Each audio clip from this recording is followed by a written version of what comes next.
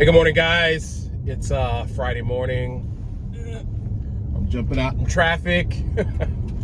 Construction is all over the place here. It's nuts, man.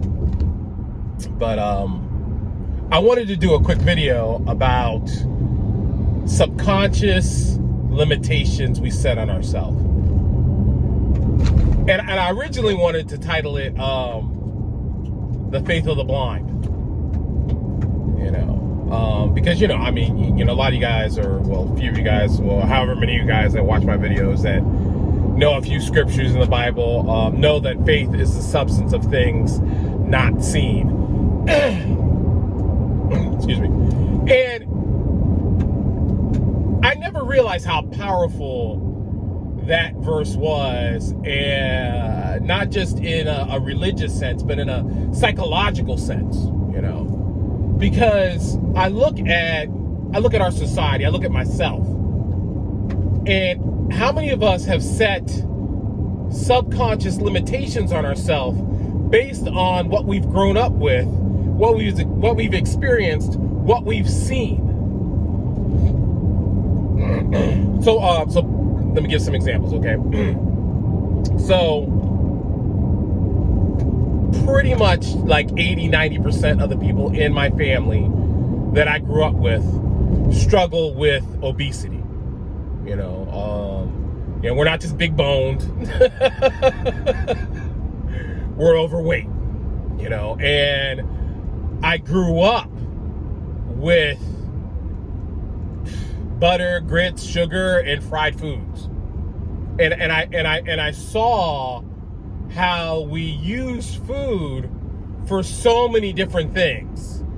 Not just for comfort, but for stress, but for celebration, for communication. We would talk over food.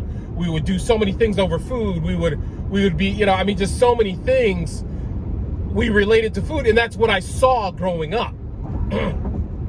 Another example, I saw a lot of work in my family, so I have a very strong work ethic, but I didn't see relaxation. I didn't see rest. So I subconsciously developed the habits of being a workaholic, not learning how to take care of myself and reward myself. I didn't learn how to play. I didn't know how to play. What else? I didn't see, with my eyes, I didn't see in my environment growing up a lot of emphasis on education. Even though both my parents went to college, the church I went to, I didn't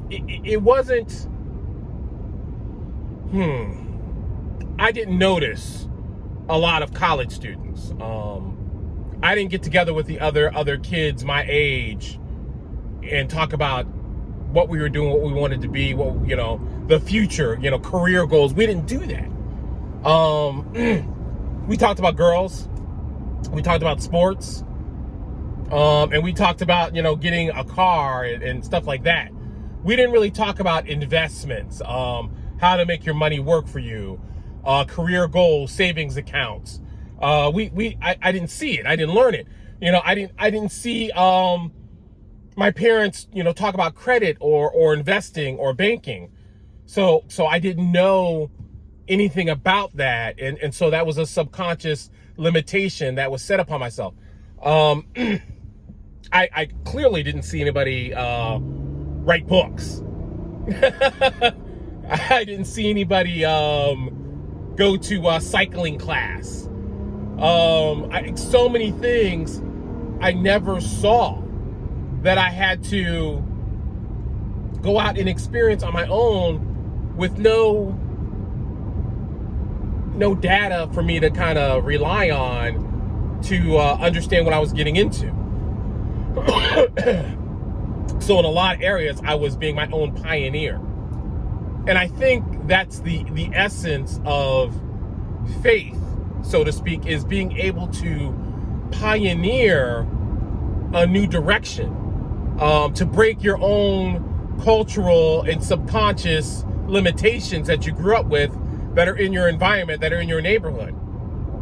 You know, to run your own business, like when I'm working with my clients, many of my people have grown up in an environment, in a culture of using substances for stress, whether it's just alcohol or marijuana or something stronger like dope or cocaine.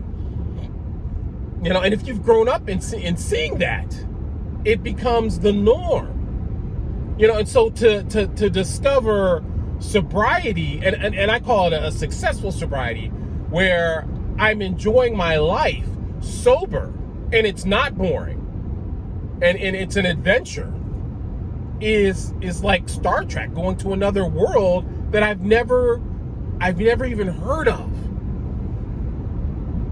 The same thing with relationships. If I've always had a terrible relationship, not just with myself, that's a whole nother topic, but with men or women, to understand and develop a healthy relationship is like learning a whole new language that I never knew existed. So when I have a client come to me, I'm so compassionate and encouraging, because I understand that I'm trying to pull you into a world you've never even heard of. You have the desire because you're tired of the mess you've been dealing with, but you have no concept or idea of the world of the healthy, wonderful, but challenging world that you're about to go into. You know, we do all these little commercials for sobriety, but we don't talk about the challenges of it. You know, the heartaches and heartbreaks that do come with it. You know, the sweat, tears, and effort that has to be consistent to maintain it and to grow it to the next level every transition we go through. It's the same thing with having a kid. You know, I mean, when they're a baby, I mean, every stage of the game in raising a child has its own set of challenges and rewards and heartbreaks.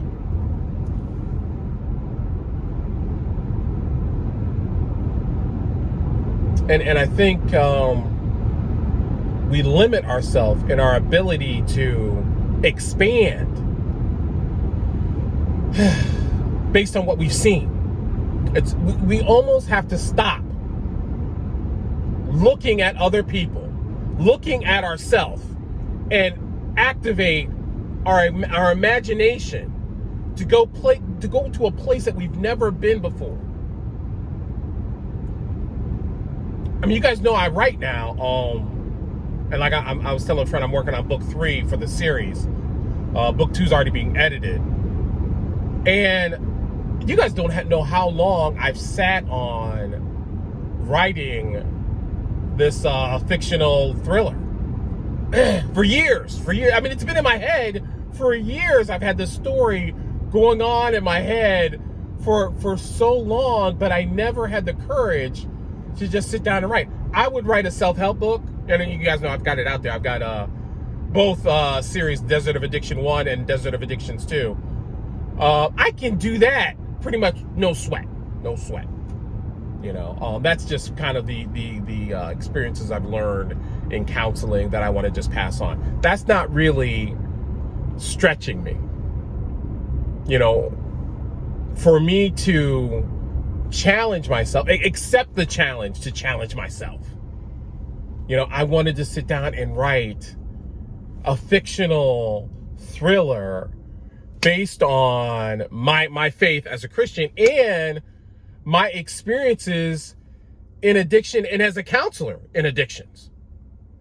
You know, to showcase real people with real issues overcoming real challenges. Well, you guys know, and then I also have the supernatural element with the monsters and assassins. And I mean, it's a fun book to read, but I really have, I mean, a lot of people have told me I've created real people in there that, you know, for you to relate to.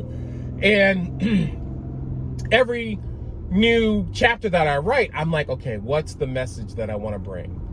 You know, because I don't just want to write just a fun book that has lasers or whatever. I want it to have meaning. I want it to have depth. I want it to make you laugh and cry and think.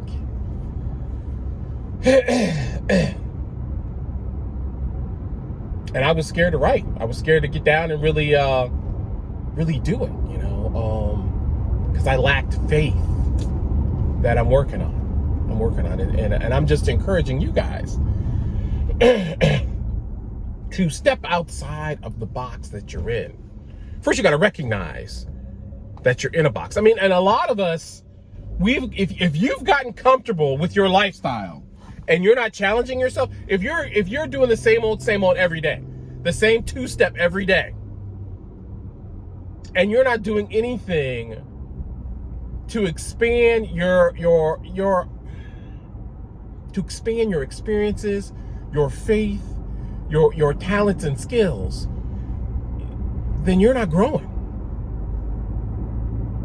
You know, you should be doing something that continues to bring out the best in you.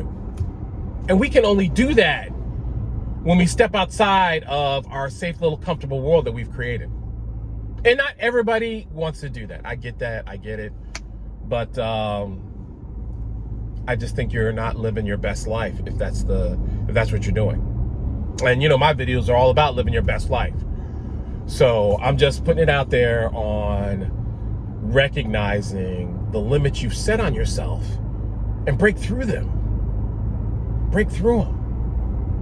You know, don't let the world and the people around you and within you chain you to a life that you can do better. Okay? So that's my thought for today. Love you guys. Talk to you later. Peace.